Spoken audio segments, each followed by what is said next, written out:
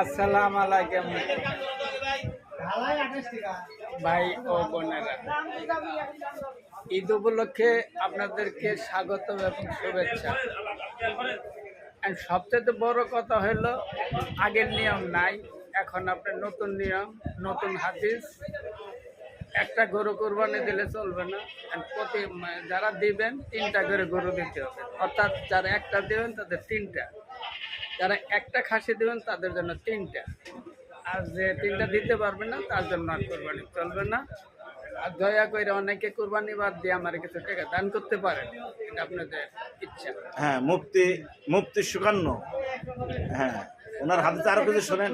আমার মুক্তি লাগাইতেছ, সে পরে মুক্তি দেবে, সেটাই পাবে।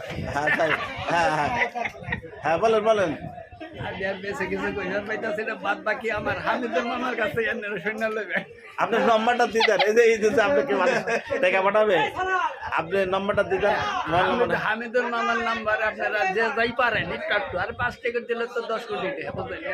যে যাই পারেন, যাই হোক আমার টেহা না দেন, আর ওই যে গরুর গলায় ছুরি দিয়ে।